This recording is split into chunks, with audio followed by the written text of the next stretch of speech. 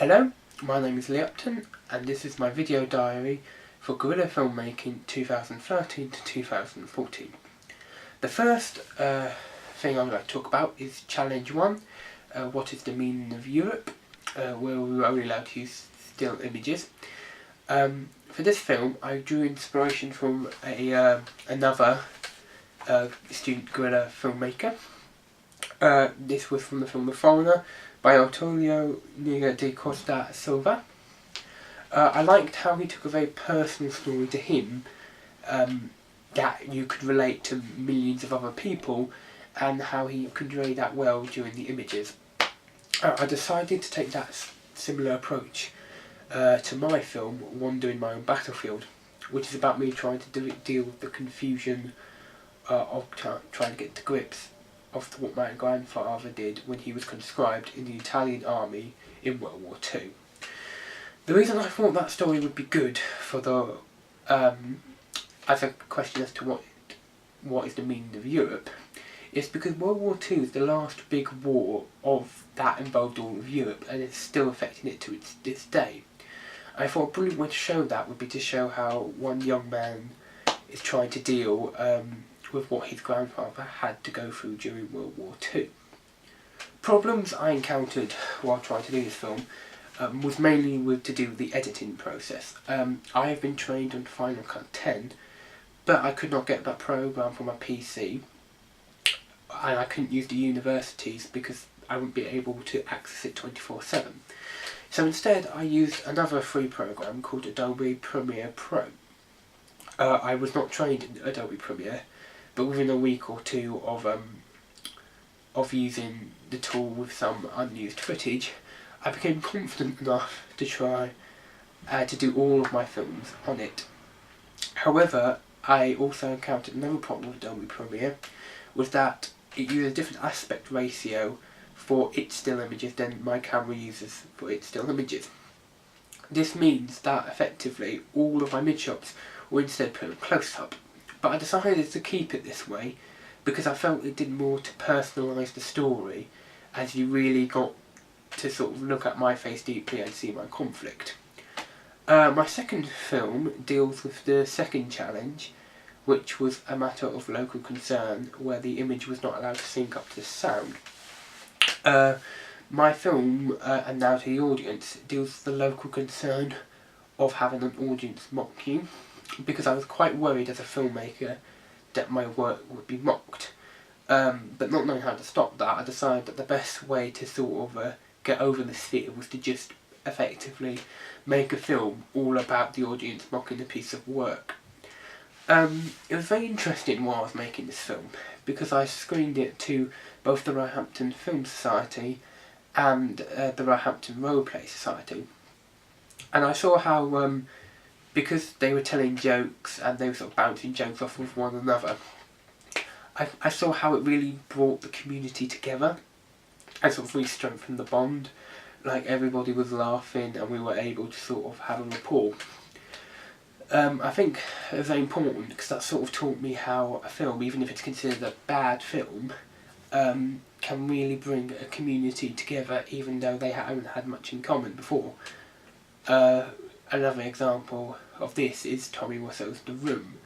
That is considered a very bad film, one of the worst in recent cinema history, yet this has built a cult following from all different countries all around the world with thousands of people. There are screenings, like audio signs, Q&A with the director, and I think that really showed to me the importance of film to a community.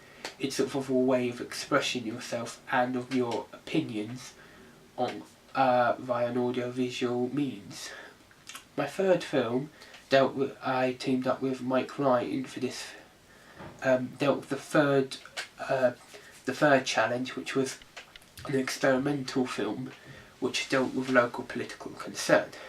Mike and I felt that a good concern to do would be MI5's recent hacking of personal information, because we were both worried and confused exactly what they were looking at and what they were looking for. While we were doing research, we came across a televised government meeting between government officials and the heads of MI5.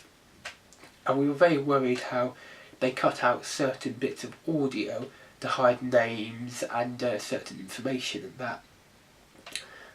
We decided to satirise this technique of hiding information by use of very rapid cuts and desynchronization the image, and by layering and distorting the sound, so that the viewer feels just as confused when watching the film how Mike and I felt just as confused watching the government meeting. A problem we encountered with this film was trying to find actors to help us, because there is a bit in the film where two government officials have to walk towards the camera, and that was originally planned to have other actors do it so that we can direct them from behind the camera.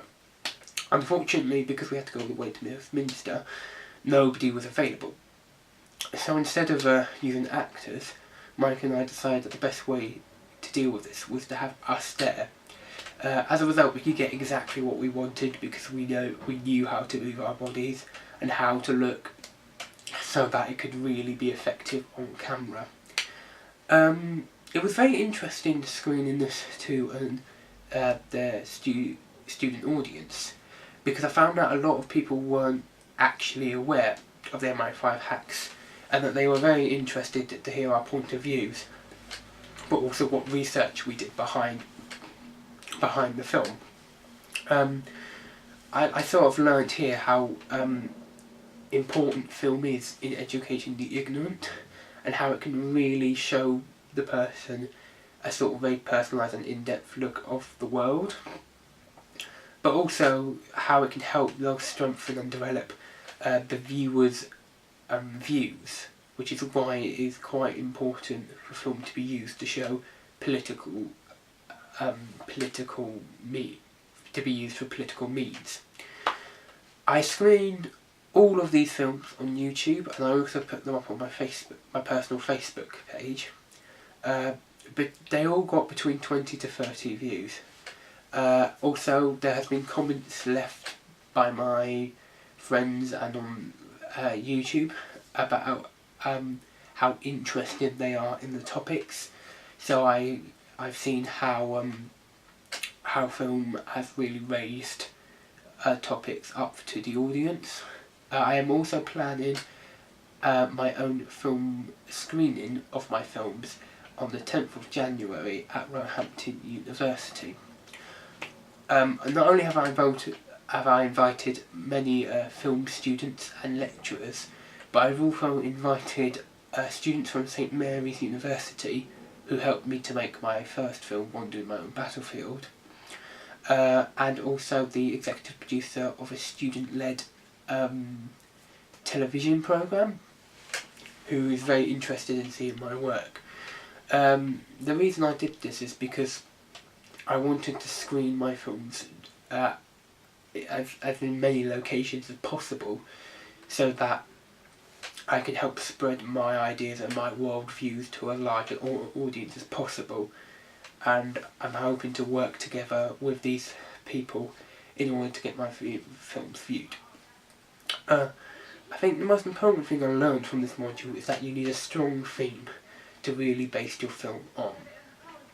The reason behind this basically being that if you have a strong theme, then you can really put different techniques and certain emotional feelings behind it. As if you just didn't have that theme in the beginning, it's very difficult to sort of tie a film together, tie the audio and the visuals together, if you do not have a sort of end goal you're trying to reach. That is why I'm with my films now that I'm making, I always make sure to write a manifesto before I start, as I now know the importance of knowing exactly what you're trying to reach before you pick up the camera. Thank you very much for listening. This has been Lee Upton's video diary for Guerrilla filmmaking 2013 to 2014.